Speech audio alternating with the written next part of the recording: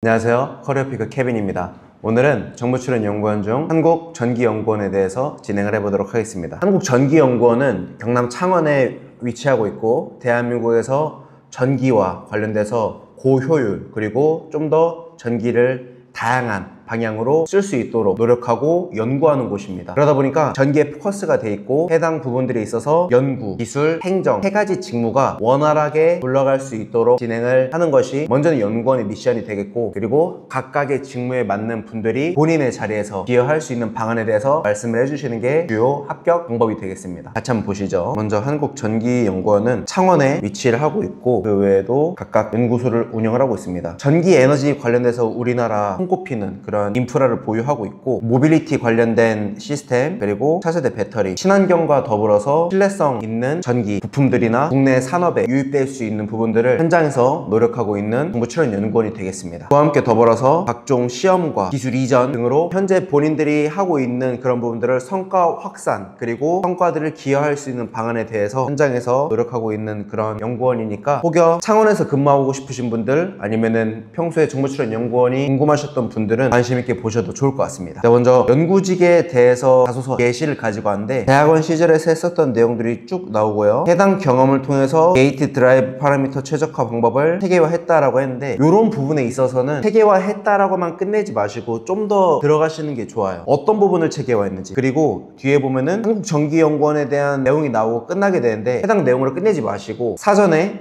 본인들이 수행한 연구들이 나왔으면 그 뒤에는 본인들이 해당 연구들을 하면서 어떤 걸 느꼈고 어떤 것을 논의하면서 진행했는지까지 같이 나오면은 연구원 입장에서 봤을 때는 혼자 독단적으로 하는 사람이 아닌 논의하면서 수행할 수 있는 사람이구나 라고 인지할 수 있기 때문에 해당 부분은 좀 더 강점이 되겠습니다. 그래서 잘 참고하시면 되겠고, 중간중간에 있는 전문 키워드들은 아주 잘 가지고 왔어요. 그리고 효율을 97.6%라는 수치화 하신 것도 괜찮고, 여기서 우리가 알아야 될 것은 모든 내용에 다 수치화를 넣을 필요는 없다는 거예요. 수치화라고 하는 거는 내가 해당 내용을 객관적으로 인지하고 있고 이런 성과가 있다라는 것을 보여주기 위해서 수치화를 하는 것이지, 모든 것을 다 수치화를 해버리면은 이분은 이걸 진짜로 했나라고 어쩌면은 의구심까지 들 수 있게 하는 그런 요소 중에 하나입니다. 그래서 모든 내용을 다 수치화를 하지 말고 차라리 여기 보시는 중간중간에 키워드, 영어로 되어 있으면은 영어를 그대로 가지고 오셔도 되는 거예요. 내가 할 수 있는 부분의 영어, 그리고 전문 용어들, 이런 부분들은 그대로 갖다 쓰셔도 됩니다. 그렇기 때문에 우리는 수치화 부분에 있어서 너무 숫자에 매이지 마시고요. 내가 실제로 하신 부분이 있다라고 한다면 현장에서 썼던 용어들을 그대로 가지고 오셔도 충분히 어필이 되니까 그 부분 잘 참고해 주시면 좋을 것 같습니다. 그리고 두 번째 거를 보면은 알고리즘을 구현했다라고 했는데, 이런 부분들이 주행 사이클 효율과 대여용 리소스를 이렇게 진행했다라고 하고, 해당 내용들은 지금 한국전기연구원에서 이렇게 진행이 된다라고 말이 나왔습니다. 과거에 했었던 경험들, 그리고 현재 한국전기연구원이 어떤 걸 하고 있다, 내가 했던 거를 한국전기연구원에 이렇게 기여할 수 있다라고 표현을 한 부분인 거죠. 좀 더 세밀하게 들어가고 싶으시면은 혹여나 이런 효율 부분이나 리소스 절감 부분이 한국전기연구원에도 이와 비슷한 사례가 있다라고 하면은 그것을 가지고 오셔도 됩니다. 현재 한국전기연구원에 있어서는 효율도 중요시하고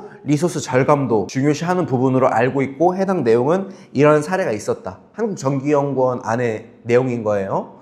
한국전기연구원 안에서 이러한 효율과 절감 부분이 있었으니 과거에 본인이 했었던 효율과 절감 부분이 한국전기연구원에서 이렇게 기여가 된다라고 연결해 주시면은, 이 글을 처음 읽어보는 사람 입장에서도 아, 이분은 우리 연구원에, 즉 우리 기관에 와서도 충분히 잘할 수 있겠구나, 기여할 수 있는 게 있겠구나 라고 느낄 수가 있겠죠. 그래서 그런 부분으로 말씀해 주시면 좋을 것 같습니다. 면접에서 직무 면접이 되겠지. 아무래도 고전압 인버터의 공진 현상을 최소화하기 위한 방안에 대해서 물어봤고, 이것에 대해서 과거에 본인들이 했었던 억제 경험, 그리고 한국전기연구원에서 이렇게 하겠다라고 약간의 계획, 그리고 포부, 이렇게 마무리가 됐습니다. 앞에는 현재 물어본 거에 대해서 본인이 아는 거에 대해서 설명하고, 그 다음에 내가 과거에 했었던 거에 대해서 말을 하고 한국전기연구원에서 이렇게 기여하겠다라고 한 거예요. 물어보는 게 어떤 건지에 대해서 답을 하고, 이거에 대한 나의 과거 경험, 그리고 앞으로 한국전기연구원에 가서 내가 수행할 내용들, 완벽한 답변 부분인 거죠. 이걸 들었을 때 꼬리 질문으로 나올 만한 것들, 아니면은 면접관들이 해당 답변을 들었을 때 즉각적으로 생각나는 것들을 질문을 할 테죠. 그런 부분에 있어서도 먼저 본인이 알고 있는 부분에 대해서 말씀을 하시고, 과거 경험이 있다면 말씀하시고, 그 다음에 한국전기연구원에 대해서 기여하겠다라는 것을 무조건 말씀하실 필요까지는 없고,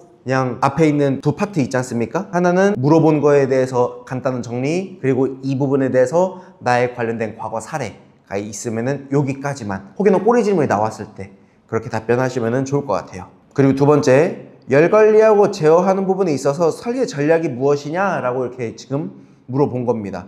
연구직 관련돼서는 충분히 여쭤볼 수가 있는 그런 부분이겠죠. 그래서 이 부분에 대해서 첫째 그리고 둘째 이렇게 나왔고요. 또한이라고 하면서 쭉쭉 나와 있습니다. 한국전기연구원에서 이렇게 기여하겠다라고 했고, 이게 첫 번째, 두 번째, 세 번째 모두 다 과거 경험에 있었던 그런 부분을 말하면서 한국전기연구원에서 기여하겠다라는 건데, 지금 질문과 관련된 과거 경험들이 많기 때문에 이런 부분을 최대한 어필하시는 게 맞죠. 해당 부분에 있어서는. 그러니까 연관된 경험이 있으시다고 한다면 연관된 경험들 말씀하시고 간단한 입사 후 포부 말씀하시고 끝내셔도 괜찮은 거예요. 근데 여기서 문제는 내가 관련된 경험이 약하거나 없는데 이 부분을 계속 가져가시게 되면은 이걸 듣는 분들 입장에서는 저게 우리 연구원하고 직접적으로 연관이 없는데? 라고 생각을 하실 수가 있겠죠. 그래서 필요한 게 관련되거나 직접적인 경험은 없는데 이것과 관련된 나의 생각을 말씀해 주시면은 그나마 보완이 되는 거예요. 과거 경험에 내가 직접적인 경험이 없을 수도 있겠죠. 당연히 이것을 했다라고 한다면 그분은 그게 맞게 잘 답변하시면 되는 거고, 혹여나 없으신 분들은 우선은 면접관이 물어본 거에 대해서 그게 이론적인 부분이 됐건 전문적으로 내가 알고 있는 거를 말을 해야 되는 부분이든 간에 말씀을 하시고, 이것에 대해서 나의 개인적인 생각들과 이것들이 한국전기연구원에 어떻게 기여할 수 있는지를 말씀을 해주셔야,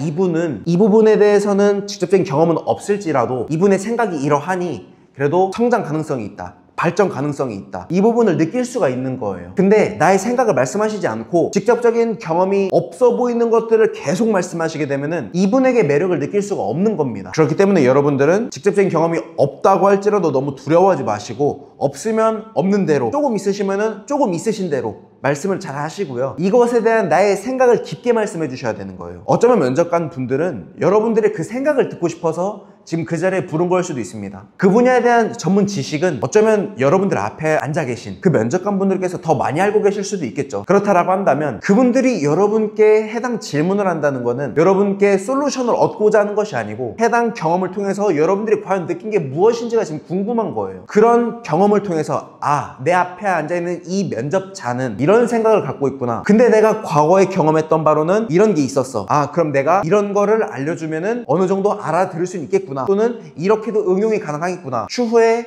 연구를 하거나 연구 과제, 즉 계획을 짤 때 이런 방향으로도 우리 랩실이 나갈 수 있겠구나 라고 내 앞에 앉아있는 그 면접관 분들이 예측이 가능하다는 거예요. 여러분들의 생각을 말했다라는 전제하에. 근데 그런 생각이 없으면은 예측이 불가합니다. 대체 이분이 갖고 있는 생각이 뭐야? 그래서 내가 이분께 그 다음 질문은 어떤 걸 드려야 되는 거지? 표면적인 것밖에 질문 드릴 수가 없고, 여러분들 표면적인 것만 답변을 하신다라고 한다면 그 면접은 그냥 그렇게 끝나버릴 겁니다. 여러분들의 진짜 깊은 그 생각을 말씀해 주셔야 되는 거예요. 그게 궁금해서 부른 겁니다. 경남 창원이라는 위치가 수도권에서 봤을 때 결코 가까운 거리가 아닙니다.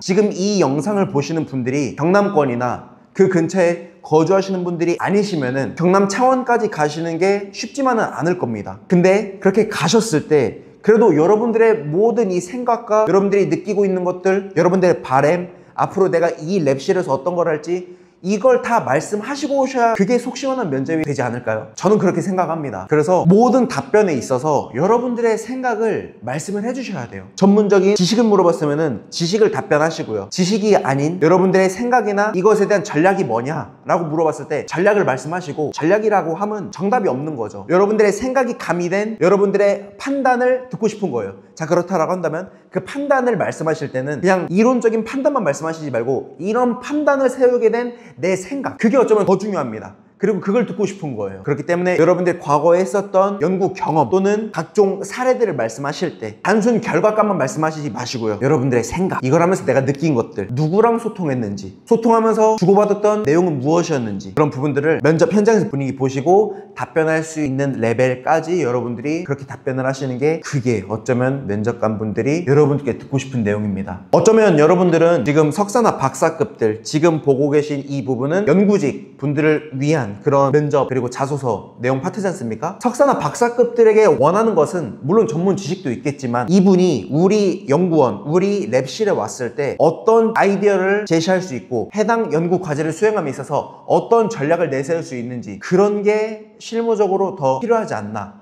그런 생각이 듭니다. 그래서 물어보는 거일 거예요. 여러분들이 어떤 생각을 갖고 있는지, 여러분들이 생각한 그 전략은 무엇인지, 그런 것들이 점점 쌓이고 쌓여서 아, 이분은 우리 연구원에서 같이 일할 수 있는 사람이겠구나, 아니면은 아, 조금 부족하네 라고 그렇게 판단이 되는 겁니다. 단 한 번의 질문, 단 한 번의 답변, 그걸로 모든 게 다 판가름되는 게 아닙니다. 모든 것들이 다 조금씩 쌓이고 여러분들이 답변을 하는 모든 것들, 얼굴 표정, 제스처, 목소리, 말투, 답변, 이 모든 것들이 다 복합적으로 쌓여서 여러분들의 합격 또는 불합격, 이런 것들이 결정되는 거기 때문에 면접관이 어떤 걸 물어본다, 그 말은 나의 생각이 궁금하다, 이렇게 생각을 하시고 여러분들의 전문성을 마음껏 보여주셨으면 좋겠습니다. 제가 왜 이 말씀을 드리냐면은 석사나 박사, 해당 분야에 있어서 정말 많은 연구를 하시고 훌륭한 결과를 보유하고 계신 분들이 정말 많았습니다. 지금도 많이 만나고 있고 그런 분들이 과거에도 정말 많았는데, 근데 그런 분들이 저를 찾아오시면서 하셨던 그 말씀 중에 분명 나는 연구 과제도 많이 하고 논문도 많이 쓰고 특허도 많이 출원하고 심지어 등록까지 됐는데 면접에서 자꾸 떨어진다는 그런 말을 많이 들은 거예요. 그래서 그분과 모의 면접을 주고받으면서 느꼈던 공통적인 게 뭐였냐면, 표면적인 것들, 물어보는 거에 있어서 과거의 경험 안에서도 성과 위주로만 말씀을 하시고 그 답변을 끝냈다라는 겁니다. 근데 사실 그런 성과가 나오기까지 분명 그분이 생각한 게 있을 거거든요. 분명 그분이 소통한 게 있을 거거든요. 근데 생각과 소통을 말씀하지 않고 성과만 말씀하시니까 이 답변을 듣는 저조차도 그래서 당신이 한 게 무엇입니까? 지금 지원자분께서 궁극적으로 이걸 하면서 느꼈던 게 무엇인가요? 이런 질문을 할 수밖에 없더라고요. 어쩌면 과거에 면접 경험이 있으신 분들은 과거 면접을 한번 잘 돌이켜 보셨으면 좋겠습니다.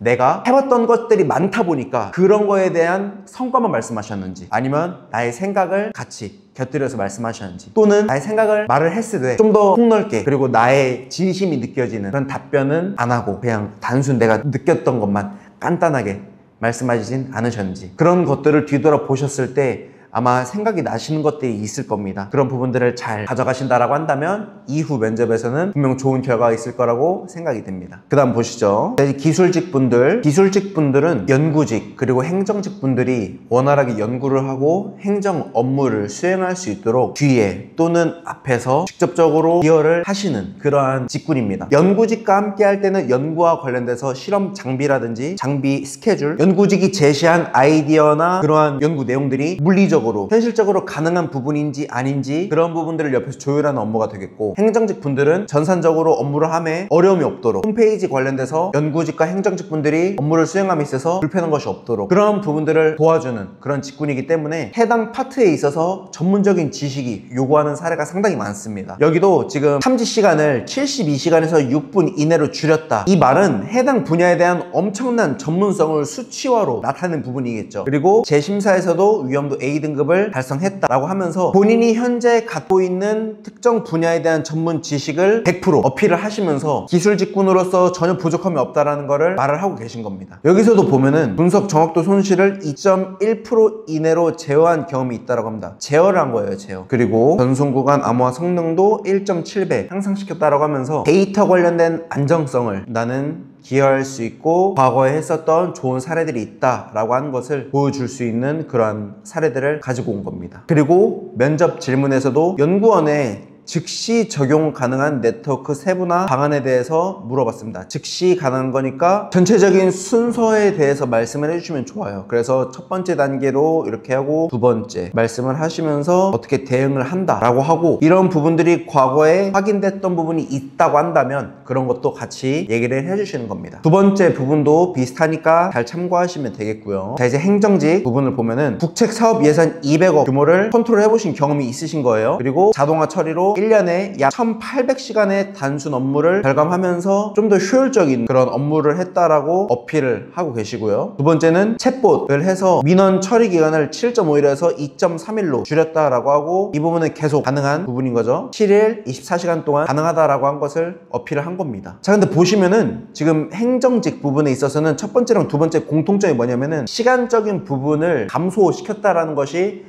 행정직에 있어서 포인트입니다. 물론 정확성도 있어야겠죠. 정확성과 시간, 이거는 어느 직군이든 간에 정말 중요한 그런 부분이고, 특히 행정 같은 경우는 민원과 직접적으로 연관되어 있기 때문에 해당 부분을 어필을 하신 것 같습니다. 면접 예상 질문으로는 공공기관의 연구비 부정 사용을 예방하기 위해서 실효적으로 내부 통제 방안이 무엇인지에 대해서 물어봤습니다. 그래서 이분은 첫 번째, 두 번째, 세 번째에 대한 예시를 말씀할 수가 있고요. 여러분들 이런 질문들은 여러분들이 참고할 수 있는 자료로 가져가시면 됩니다. 해당 질문이 무조건 나온다라는 게 아니고 이러한 질문들이 나왔을 때 내가 어떻게 답변해야 되는지, 답변에는 저런 것도 있구나 라고 하면서 벤치마킹 하시면 되는 겁니다. 그리고 저런 질문도 나올 수 있겠구나 라고 하는 것들 참고하시면 되겠습니다. 그리고 연구원, 다지역 사업소 간 지역 문화를 줄이기 위해서 커뮤니케이션 전략이 무엇인가? 쉽게 말하면 본원이 있고 다른 분원들이 있으니까 이런 본원과 다른 분원들과의 사이에 커뮤니케이션 전략에 대해서 물어봤고 이렇게 답변을 하시면 되는데 굳이 KPI 달성률까지는 언급할 필요는 없고요. 그냥 이 글을 또는 답변을 읽어보거나 들어봤을 때, 왜냐면 이런 부분이 자소서에서도 물어볼 수가 있잖아요. 그래서 글을 읽어보거나 들어봤을 때 이 분은 소통을 원활하게 잘할 수 있겠구나 라고 하는 거를 느낄 수 있을 정도로만 말씀하시면 되겠습니다. 위에 이제 보면은 연구직, 기술직, 행정직에 대해서 각각 정보를 가지고 왔으니까 다시 한번 여러분들이 천천히 보시면서 연구직에서는 이러한 부분을 물어볼 수 있겠구나, 기술직에서는 이런 부분을 물어볼 수 있겠구나, 행정직에서는 이런 부분을 물어볼 수 있겠구나 라고 하는 것들을 잘 가져가시면 되겠습니다. 그리고 한국전기연구원 같은 경우는 최종 합격 사례가 있고 그 외에도 다른 정부출연연구원에 대해서도 각종 사례가 있으니까 혹여나 정부출연연구원을 목표로 하시는 분들이 계시다라고 한다면 20분 무료 상담과 함께 좀 더 전략적으로 여러분들이 합격까지 한 번에 가셨으면 좋겠습니다. 이상 영상 마치도록 하겠습니다. 감사합니다.